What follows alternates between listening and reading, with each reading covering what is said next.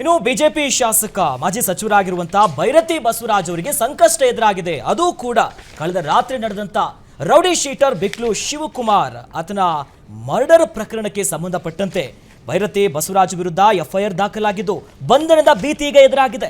ಭಾರತಿ ನಗರ police ಠಾಣೆಯಲ್ಲಿ ಪ್ರಕರಣ ದಾಖಲಾಗಿದ್ದು ಕೊಲೆಗೆ ಭೈರತಿ ಬಸವರಾಜ್ ಕುಮ್ಮಕ್ಕನ್ನ ಕೊಟ್ಟಿದ್ದಾರೆ ಅಂತ ಆರೋಪ ಮಾಡಲಾಗಿದೆ.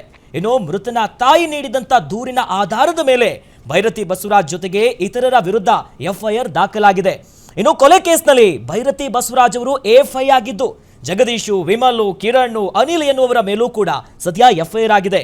5 ಆರೋಪಿಗಳ ವಿಚಾರಣೆಯನ್ನ ಪೊಲೀಸರು ನಡೆಸುತ್ತಿದ್ದಾರೆ. ಇನ್ನು ಭೈರತಿ ಬಸವರಾಜ್ ಅವರಿಗೆ ನೋಟಿಸ್ ಅನ್ನ ಕೊಡೋದಕ್ಕೆ ಪೊಲೀಸರು ಸಿದ್ಧತೆಯನ್ನ ಮಾಡ್ಕೊಂತಿದ್ದಾರೆ.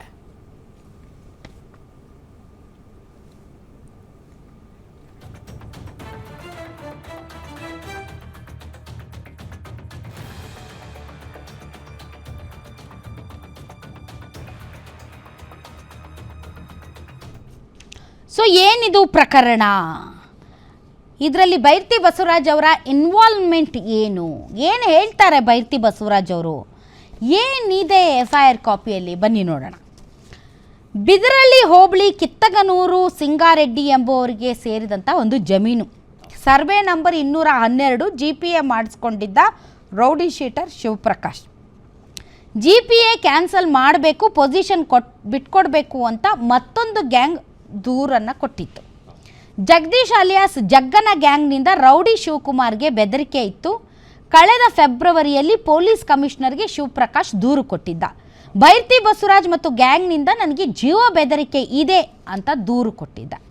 ಬೆದರಿಕೆ ಹಾಕಿದ್ದ ವಿಡಿಯೋ ಸಮೇತ ರೌಡಿ ಶೀಟರ್ ದೂರನ್ನು ಕೊಟ್ಟಿದ್ದ. ಆಗ ಭೈರತಿ ಸುರೇಶ್, ಜಗದೀಶ್ ಅಲಿಯಾಸ್ ಜಗ್ಗ, ಕಿರಣ್ ಸಹಚರರ ವಿರುದ್ಧ ದೂರು ದಾಖಲಾಗಿತ್ತು. ಭಾರತಿ ನಗರ ಪೊಲೀಸ್ ಠಾಣೆಯಲ್ಲಿ ಎಫ್ಐಆರ್ ಕೂಡ ಆಗಿತ್ತು.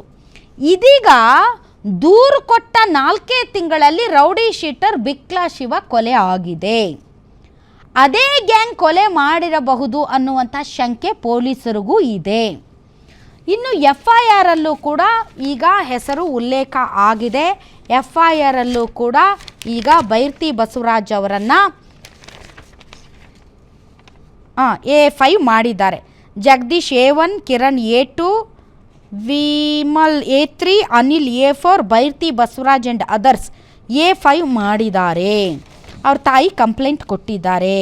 ಸೊ ಕಂಪ್ಲೇಂಟಲ್ಲಿ ಏನು ಹೇಳ್ತಾರೆ, ಕಿತಕನೂರಿನಲ್ಲಿರುವ ಸ್ವತ್ತಿನ ವಿಚಾರವಾಗಿ ಜಗದೀಶ್, ಕಿರಣ್, ವಿಮಲಾ, ಅನಿಲ್ ಮತ್ತು ಇತರರು ಭೈರತಿ ಬಸವರಾಜ್ ಅವರ ಕುಮ್ಮಕ್ಕಿನಿಂದ ಉದ್ದೇಶಪೂರ್ವಕವಾಗಿ ನನ್ನ ಮಗನಿಗೆ ಲಾಂಗ್ ಮತ್ತು ಮಚ್ಚಿನಿಂದ ಹೊಡೆದು ಕೊಲೆ ಮಾಡಿರುತ್ತಾರೆ.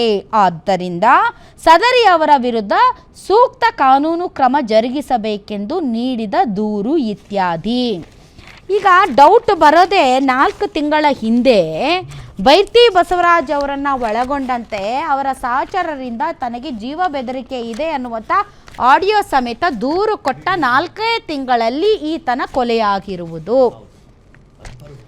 ಸೊ ಇದು ಈಗ ಆ ಭಾಗದಲ್ಲೆಲ್ಲ ಸಿಕ್ಕಾಪಟ್ಟೆ ಜಮೀನು ವಿವಾದ, ಪ್ರಾಪರ್ಟಿ ರಿಯಲ್ ಎಸ್ಟೇಟ್ ಅಂತೂ ಭೈರತಿ ಬಸವರಾಜ್ ಅವರ ಕಾನ್ಸ್ಟಿಟ್ಯೂಯನ್ಸಿಯಲ್ಲಿ ಯಾರು ಆ ರಿಯಲ್ ಎಸ್ಟೇಟ್ನ ಮ್ಯಾನೇಜ್ ಮಾಡ್ತಾರೆ ಅವರೇ ಕಿಂಗು, ಅವರೇ ಕಿಂಗು ಅಲ್ಲಿ. ಸೊ ಹಾಗಾಗಿ ಭೈರತಿ ಬಸವರಾಜ್ ಅವರು ಅಲ್ಲಿ ಕಿಂಗೋ ಡಾನೋ ನನಗಂತೂ ಗೊತ್ತಿಲ್ಲ, ಅವ್ರ ಶಾಸಕರು ಅನ್ನೋದು ಅಷ್ಟೇ ನನಗೆ ಗೊತ್ತು. ಸೊ ಹೀಗಾಗಿ ಇವತ್ತು ಅವ್ರ ಮೇಲೆ ದೊಡ್ಡ ಅಲಿಗೇಷನ್ ಬಂದಿದೆ ಮತ್ತು ಅವ್ರ ಮೇಲೆ ಈಗ ಪ್ರಕರಣ ಕೂಡ ದಾಖಲಾಗಿದೆ. ಅದರಲ್ಲಿ ಅವ್ರ ಇನ್ವಾಲ್ವ್ಮೆಂಟ್ ಇದೆಯೋ ಇಲ್ಲವೋ, ಹಾಗೆ ನೋಡಿದರೆ A1 ಯಾರಿದ್ದಾನೆ ಆತನ ಜೊತೆಗೆ ಅವರ ಫೋಟೋಸ್ಗಳೆಲ್ಲ ಇವೆ. ಫೋಟೋಸ್ಗಳು ಇದ್ದ ಮಾತ್ರಕ್ಕೆ ಅವರು ಈ ಪ್ರಕರಣದಲ್ಲಿ ಭಾಗಿ ಅಂತ ಹೇಳೋಕ್ಕಾಗಲ್ಲ. ಅದನ್ನು ಪೊಲೀಸರು ತನಿಖೆ ಮಾಡಿದ ಮೇಲೆ ಇವರ ಇನ್ವಾಲ್ವ್ಮೆಂಟ್ ಇದೆಯಾ ಇಲ್ವಾ ಅನ್ನೋದು ಗೊತ್ತಾಗುತ್ತೆ. ಯಾಕೆ ಅಂತಂದರೆ ಈ ಫೋಟೋಸ್ಗಳು ಈಗ ನಮ್ಮ ಜೊತೆಗೂ ಭಾಳಷ್ಟು ಜನ ಬಂದು ಫೋಟೋಸ್ ಹೊಡೆಸ್ಕೊಳ್ತಾರಪ್ಪ, ಅದರಲ್ಲಿ ಕ್ರಿಮಿನಲ್ ಯಾರು ಒಳ್ಳೆಯವ್ರು ಯಾರು ಅಂತ ಗುರುತಿಸೋದಕ್ಕೆ ಸ್ವಲ್ಪ ಕಷ್ಟ ಆಗುತ್ತೆ. ಆದರೆ ಈ ಹಿಂದೆನೂ ಇವರ ವಿರುದ್ಧ ದೂರು ದಾಖಲಾಗಿರೋದ್ರಿಂದ ಈಗ ಮೃತರ ತಾಯಿಯೂ ಕೂಡ ಇವರ ವಿರುದ್ಧ ದೂರನ್ನು ಕೊಟ್ಟಿರುವುದರಿಂದ ತನಿಖೆಯ ನಂತರ ಸತ್ಯಾಸತ್ಯತೆ ಬಯಲಾಗಲಿದೆ. ಆದರೆ ಇದಕ್ಕೆ ಸ್ವತಃ ಭೈರತಿ ಬಸವರಾಜ್ ಅವರು ರಿಯಾಕ್ಟ್ ಮಾಡಿದ್ದಾರೆ. ಬನ್ನಿ ಅವ್ರು ಏನು ಹೇಳಿದ್ದಾರೆ ಕೇಳೋಣ. ಈಗ ಅದ್ರ ಬಗ್ಗೆ ನನಗೆ ಏನು ಮಾಹಿತಿ ಇಲ್ಲ. ಈಗ ನಿಮ್ಮ ಸುದ್ದಿ ಮಾಧ್ಯಮ ಮುಖೇನ ನೋಡಿದ್ವು, FIR ದಾಖಲಾಗಿದೆ ಅಂತ ಕೇಳಿದರೆ ಅದಕ್ಕೆ ನಾನು ನಮ್ಮ ವಕೀಲರನ್ನು ಸಂಪರ್ಕ ಮಾಡಿದ್ದೀನಿ. ಅವ್ರ ಮುಖ್ಯನ ಏನಾಗಿದೆ ಏನು ಅಂತ ಮಾಹಿತಿಯನ್ನು ಕೂಡ ತಿಳ್ಕೊತೀನಿ. ಬಟ್ ಈ ವಿಚಾರ ಏನಾಗಿದೆ ಇದಕ್ಕೂ ನನಗೆ ಯಾವುದೇ ಸಂಬಂಧ ಇಲ್ಲ. ಇದು ಯಾರೋ ಇದಾಗಿದೆ ಅದಾಗಿದೆ ಅಂತೇಳಿ ಹೇಳ್ತಾರೆ, ಅದು ಯಾರು ಕೂಡ ನನಗೆ ಗೊತ್ತಿಲ್ಲ. ಇದು ನನ್ನ ಸ್ಪಷ್ಟ ನಿಲುವು. ಹಾಗಾಗಿ ಎಲ್ಲೋ ಒಂದು ಕಡೆ ದುರುದ್ದೇಶದಿಂದ ನನ್ನನ್ನು FIR ಅಲ್ಲಿ ಸೇರಿಸಿದಾರೋ, ಇಲ್ಲ ಇದರಿಂದ ಕಾಣದ ಕೈಗಳಿದೆ, ಆ ಕಾಣದ ಕೈಗಳು ಇದ್ರ ಮುಂದೆ ಕೆಲಸ ಮಾಡ್ತಾ ಇದೆಯೋ, ಇಲ್ಲ ಸೇರಿಸಲೇಬೇಕು ಅಂತೇಳಿ ಸೇರಿಸಿದಾರೋ, ಅದು ತನಿಖೆಯಿಂದ ಗೊತ್ತಾಗ್ತದೆ. ನಾನು ಇದ್ರ ವಿರುದ್ಧ ಕಾನೂನು ಹೋರಾಟವನ್ನು ಮಾಡ್ತೀನಿ. ಯಾವ ಜಮೀನು ಎಲ್ಲಿದೆ, ಯಾವ ಪ್ರೆಮಿಸರ್ ಎಲ್ಲಿದೆ, ಏನೂ ನನಗೆ ಮಾಹಿತಿ ಇಲ್ಲ.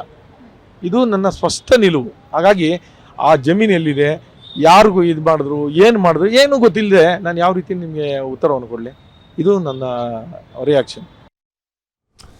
ಈಗ ಏನಾಗುತ್ತೆ ಅಂದರೆ ಈ ಕಾರ್ಪುರಂ ಸೇರಿದಂತೆ ಈ ಬೆಂಗಳೂರಿನ ಸುತ್ತಮುತ್ತ ಔಟ್ಸ್ಕರ್ಟ್ಸಲ್ಲಿ ಏನು ಬೃಹತ್ ಬೆಂಗಳೂರು ಮಹಾನಗರ ಪಾಲಿಕೆ ಆಗೋಯ್ತೋ ಅಲ್ಲಿ ಆಯ್ಕೆ ಆಗಿರುವಂತಹ ಶಾಸಕರುಗಳು ಅವರಿಗೆ ಜನರ ಸಮಸ್ಯೆಗಳನ್ನು ನಿಭಾಯಿಸೋದ್ರ ಜೊತೆಗೆ ಈ ರಿಯಲ್ ಎಸ್ಟೇಟ್ ಮಾಫಿಯಾವನ್ನು ಕೂಡ ನಿಭಾಯಿಸುವಂಥ ಕಲೆ ಗೊತ್ತಿದ್ರೆ ಮಾತ್ರ ಶಾಸಕರ ಆಗ್ತಾರೆ.